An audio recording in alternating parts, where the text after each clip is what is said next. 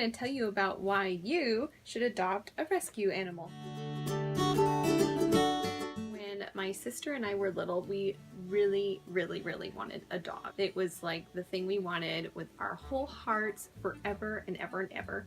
But our parents said we couldn't have a dog until we moved into a bigger house. Fast forward, we moved to Washington State and got a bigger house. And so my sister and I begged and we were like, can we please have a dog now? We're in a bigger house. And Mom and Dad said, oh, okay, for sure. We found out about the Seattle Purebred Rescue. My sister and I put together these books, and these books had how to take care of a dog. How many times should you feed a dog? How many times do you pick up their dog doo? And how do you do that? And how do you love a dog? And these came complete with illustrations. We spent so much time putting these little books together. So we sent these into Seattle Purebred Rescue, and they called my parents and said, okay, we'd like you to adopt a dog. We needed a hypoallergenic dog, of course, because of family allergies. So we discovered that the Bichon was a really good breed for allergy people. So we went to the foster house with the Bichons, and we picked up our little Bichon named Alfie. And he was the most loving little Bichon, very big. We called him the Arnold Bichon, like Arnold Schwarzenegger, because he was so like tough and meaty and large.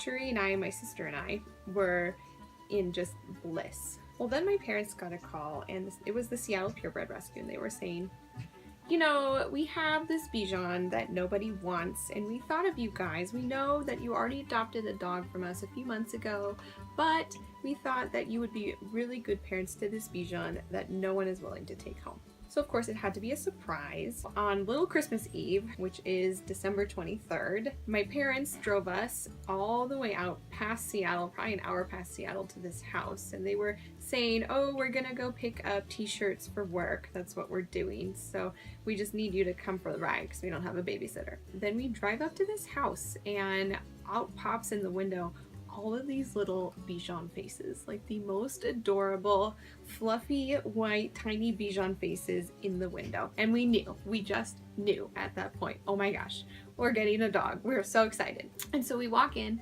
and all these little Bichon come scampering in their Bichon feet to us, and they are, you know, climbing up on us and wagging their tails and barking, and we are so excited. My parents are like, well, which dog are we adopting? Which one are you giving to us? And they said none of these.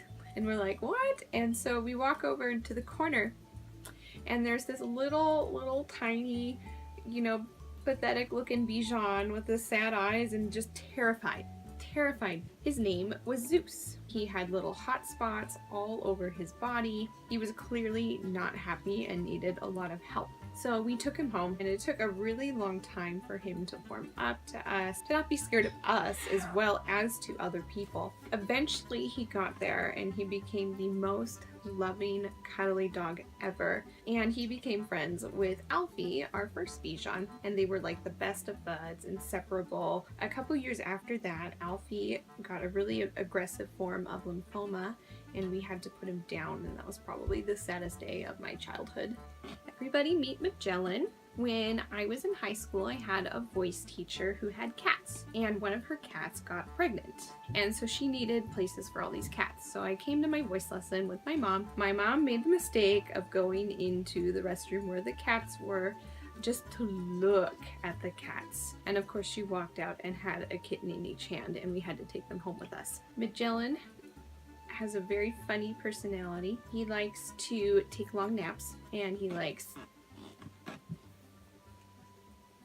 well, I guess he doesn't like me. Everybody meets Mitch. Ooh. Come on. Come on. Oh, hi there. Hello there. Now, of course, after Alfie passed away, we noticed that Zuzu, who had grown accustomed to his environment, became a little bit lonely. He wasn't quite himself, so we thought, you know, we should probably get him a buddy. My parents became aware of a little pug who needed a home. Its previous owner had owned the pug and another dog. This little baby puggy had been bothering the bigger, older dog, and so of course the bigger, older dog snapped at him but caught him in the eye, so he's blind in one eye.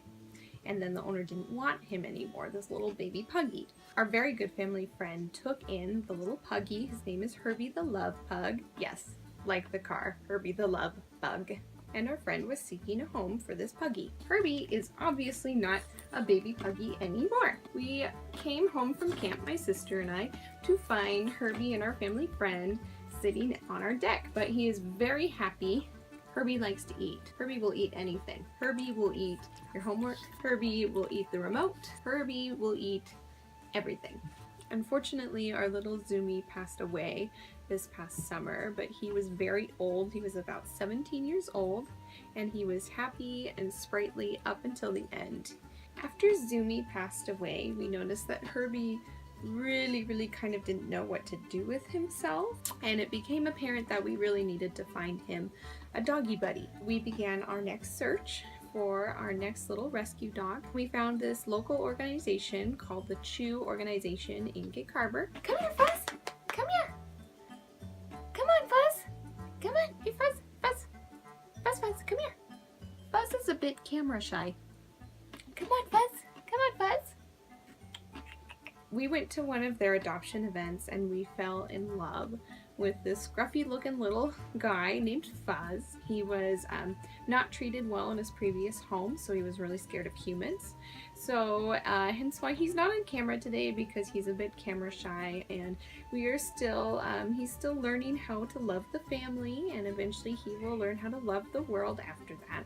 My point is, there are so many animals who need homes, and animals enrich your life in so many different ways. They are like little humans. They have emotions, they have personalities. You can have a conversation with them. I mean, they might not talk back in human language, but I really can feel like I'm actually speaking to my dog when I'm talking to him, and I feel like he somewhat understands at least the sentiment of what I'm saying to him. Dogs can tell when you're upset. They can tell when you're happy. They understand. They understand, I think, more than you realize. If you can afford to have a dog or a cat in your life, I would really recommend adopting.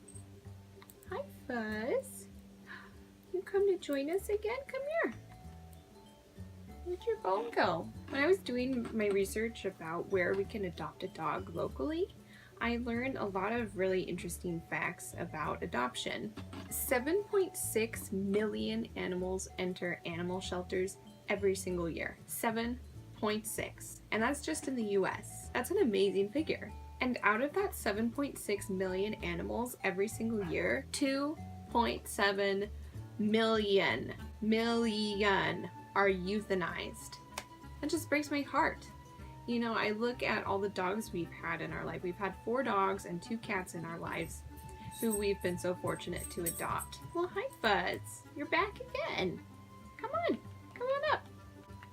He can't decide if he wants to be on camera or not today. I should have brought treats. There are, as you can see, millions, literally millions of animals who need loving homes. And I know puppies are cute. Puppies are always adorable. But there are animals who are existing who do need love. Luckily for you, there are almost 14,000 shelters in America. So chances are you live pretty close to a shelter, and you should definitely go look at one. Having animals has changed my life. It's taught me responsibility. It's taught me how to be a more loving person. It's taught me how to be a more patient person, that's for sure. And I have definitely learned how patient I am just based on my 125th year anniversary edition of Vogue. What's left of it. Thank you, Fuzz. Tell me about your rescue pets in the comments. As always, thank you so much for watching. I hope you subscribe and like my video. I will see you next time. Good morning. Wait. Go get it.